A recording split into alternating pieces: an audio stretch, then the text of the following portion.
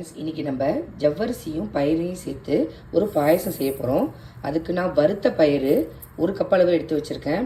இதை வாஷ் பண்ணிவிட்டு நல்லா ப்ரெஷர் குக்கரில் 4-5 விசில் வரைக்கும் வச்சு நல்லா குழைய வேக வச்சு எடுத்து வச்சுக்கோங்க. நான் இன்றைக்கி வறுத்த பாசிப்பயிறு தான் எடுத்திருக்கேன்.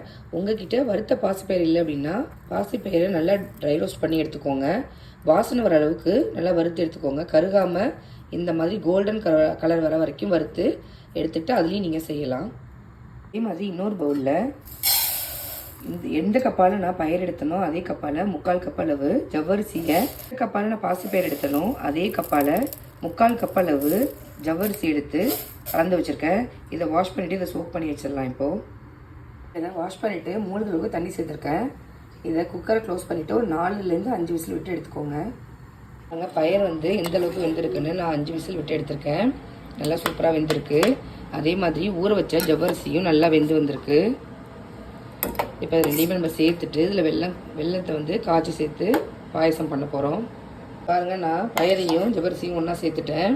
இல்லை நம்ம வெல்லத்தை காய்ச்சி சேர்க்கறதுனால இந்தளவுக்கு கொஞ்சம் திக்காக இருந்தால் தான் நம்மளுக்கு வெல்லம் காய்ச்சி சேர்க்கும் போது கரெக்டான கன்சிஸ்டன்சிக்கு வரும். அதனால் இந்த அளவுக்கு இருக்கிறதே கரெக்டான பதம். நான் 4 அச்சு வெல்லம் சேர்த்துருக்கேன். கொஞ்சமாக தண்ணி சேர்த்து கொதிக்கிறதுக்காக வச்சுருக்கேன். இது கரையட்டும். வெல்லத்தை காய்ச்சி வச்சுருக்கேன். இப்போ இது கூட இதை சேர்த்துக்கோங்க.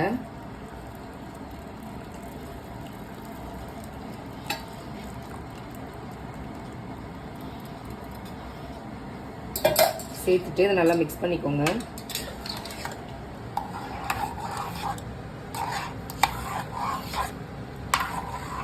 இதில் கடைசியாக கொஞ்சமாக தேங்காய் அரைச்சி சேர்க்கணும். வெல்லமும் இந்த பயிரை சேர்ந்து ஒரு கொதி வந்ததுக்கப்புறமா தேங்காய் சேர்த்துக்கலாம். இதில் கொஞ்சமாக ஏலக்காய் தூள் சேர்த்துக்கிறேன். ஸ்வீட்டை என்ஹான்ஸ் பண்ணுறதுக்காக கொஞ்சமாக சால்ட்டு. இப்போ நல்லா கொதி வந்துடுச்சு. நான் ஸ்டவ்வை ஆஃப் பண்ணிவிட்டு கொஞ்சமாக தேங்காவை அரைச்சி வச்சுருக்கேன். அது இது கூட சேர்த்து நல்லா மிக்ஸ் பண்ணிக்கோங்க. அவ்வளோதான், பயிரும் ஜவ்வரிசியும் சேர்த்த பாயசம் ரெடி. நீங்களும் இதே மாதிரி உங்கள் வீட்டில் செஞ்சு பார்த்துட்டு எப்படி இருக்குங்கிறத கமெண்ட் பண்ணுங்கள். தேங்க்யூ.